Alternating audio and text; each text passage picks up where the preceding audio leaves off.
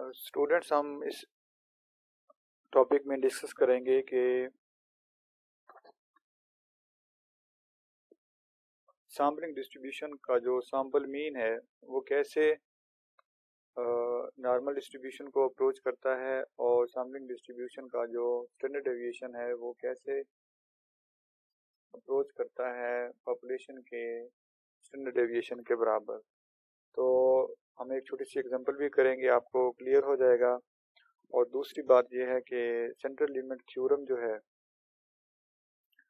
अगर sample size increase होगा तो डिस्ट्रीब्यूशन की जो शेप बनेगी वो मैटर नहीं करती। इसमें हम एक छोटी सी एग्जांपल लेते हैं। Suppose you have 10 teams in your school में हमारे पास 10 टीम्स हैं। Each team will have 100 students in it. के टोटल जो स्टूडेंट्स हैं वो 1000 हो जाएंगे।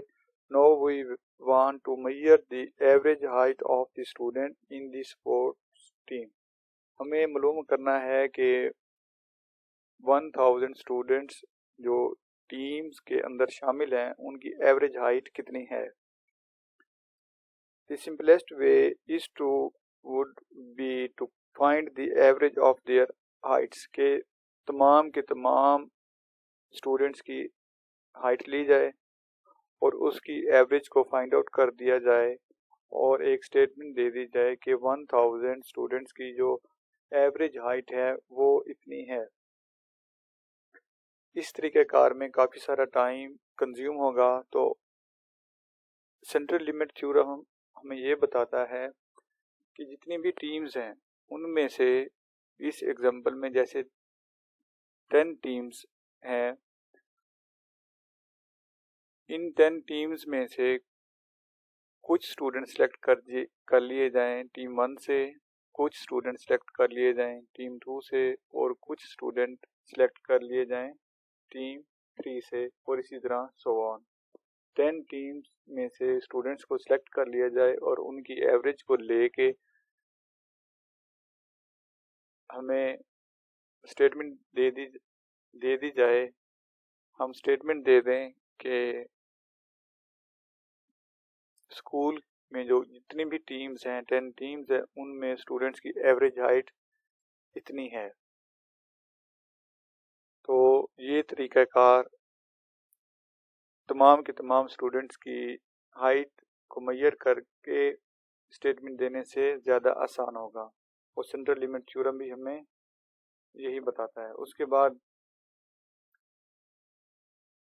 हम कहते हैं we will use central limit theorem to make the calculation easy in this method. We will randomly pick students from different team, कि हमने जो स्टूडेंट्स सेलेक्ट किए डिफरेंट टीम से वो रैंडमली थे। एंड मेक अ सैंपल, और उनका एक हमने सैंपल बना लिया। Each sample will include 20 students, यानी हर सैंपल में से हमने 20 स्टूडेंट ले लिए। Then we will follow the following step to solve it. हम कहते हैं कि सेंट्रल लिमिट थ्योरम में सैम्पलिंग डिस्ट्रीब्यूशन जो है सैंपल मीन की वो इक्वल हो जाएगी पॉपुलेशन के मीन के इक्वल, और सैम्पलिंग डिस्ट्रीब्यूशन का जो स्टैंडर्ड डेविएशन है वो इक्वल हो जाएगा पॉपुलेशन के स्टैंडर्ड डेविएशन के इक्वल। और पॉपुलेशन का जो स्टैंडर्ड डेविएशन है उसको डिवाइड करना है हमने sigma over N under root पे। तो म्यू जो है डिनोट करता है पॉपुलेशन मीन को और सिग्मा पॉपुलेशन स्टैंडर्ड डेविएशन को डिनोट करेगा। Mu of x sample mean को डिनोट करेगा और सिग्मा एक्स जो है सैंपल स्टैंडर्ड डेविएशन को डिनोट करेगा। और इसी तरह एन जो है वो हमारे पास सैंपल साइज होगा। उसके बाद हम एक एग्जांपल लेते हैं। The record of weight of the male population follow the normal distribution. Its means and standard deviation are 70 kg and 15 kg. के पॉपुलेशन का जो मीन है वो 70 है और स्टैंडर्ड डेविएशन जो है वो 15 है। If a researcher consider the records of 50 males total number of samples कितने हो जाएंगे 50। Then what would be the mean and standard deviation of the chosen sample. तो हम सैम्पलिंग डिस्ट्रीब्यूशन का मीन फाइंड आउट करेंगे और स्टैंडर्ड डेविएशन फाइंड आउट करेंगे। हमें ये पता है कि सैम्पलिंग डिस्ट्रीब्यूशन का जो मीन है वो इक्वल होता है पॉपुलेशन के मीन के इक्वल। तो वो तो पॉपुलेशन का जो मीन है वो हमें दिया गया है mu is equal to 70 kg, और इसी तरह सैंपल का जो मीन है वो भी इक्वल आ जाएगा 70 kg के।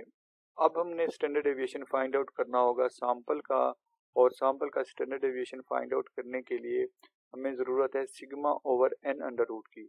सिग्मा भी गिवन है जो 15 के इक्वल है, और एन भी गिवन है वो 50 के इक्वल है। 15 ओवर 50 अंडर रूट, इसको सॉल्व करेंगे तो हमारे पास आंसर आ जाएगा 2.1 kg।